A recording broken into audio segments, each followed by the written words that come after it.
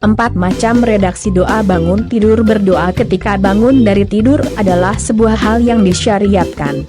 Meski hukumnya tidak sampai wajib, namun seorang muslim hendaknya tidak meninggalkannya, selayaknya ia berusaha untuk senantiasa menjaganya, karena pahala yang besar ada di sana.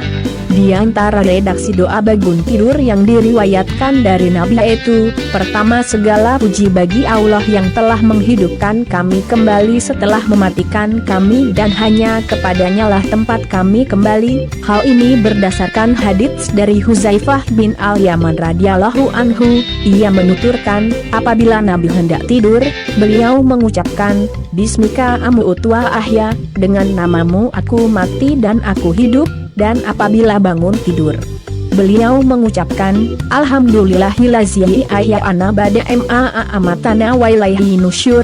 Segala puji bagi Allah yang telah menghidupkan kami setelah mematikan kami, dan kepadanya lah tempat kembali. Hadis riwayat Bukhari 6312. Kedua, segala puji bagi Allah yang telah menyelamatkan tubuhku dan mengembalikan nyawa kepadaku, serta mengizinkanku untuk berzikir kepadanya. Hal ini berdasarkan hadits dari Abu Hurairah radhiyallahu anhu, bahwa Rasulullah bersabda, apabila salah seorang di antara kalian bangun dari tempat tidurnya kemudian kembali kepadanya, maka hendaknya ia mengibaskannya dengan ujung kainnya 3 kali, karena sesungguhnya ia tidak mengetahui apa yang ia tinggalkan setelah ia bangun.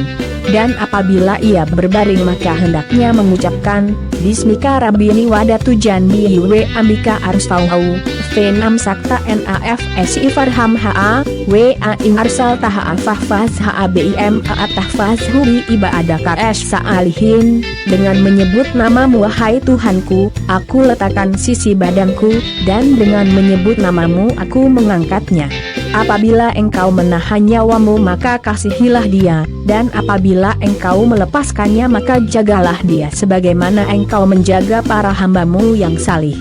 Kemudian apabila ia bangun maka hendaknya mengucapkan, Alhamdulillahillazi afa'ani fi jasadihi wa arada alayyaruu wa adzatn alihi bizikrihi. Segala puji bagi Allah yang telah menyelamatkan tubuhku dan mengembalikan nyawa kepadaku, serta mengizinkanku untuk berzikir kepadanya. Hadis riwayat Tirmizi 3401. Ketiga, membaca 10 ayat terakhir dari surat Ali Imran, dimulai dari ayat, sesungguhnya dalam penciptaan langit dan bumi dan silih bergantinya malam dan siang terdapat tanda-tanda bagi orang-orang yang berakal. Hal ini berdasarkan hadits dari Ibnu Abbas radhiyallahu anhu, bahwa ia pernah pada suatu malam tidur di rumah bibinya yaitu Maimunah Ummul Mukminin.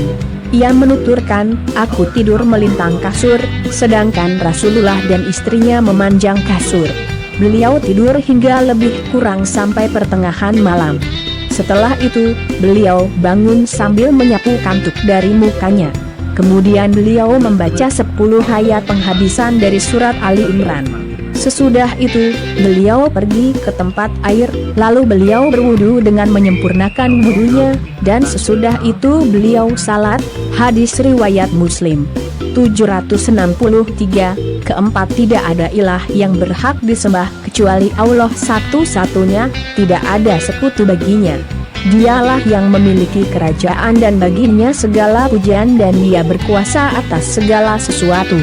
Segala puji bagi Allah, dan maha suci Allah, dan tidak ada ilah kecuali Allah, dan Allah maha besar dan tidak ada daya dan upaya kecuali dengan Dia.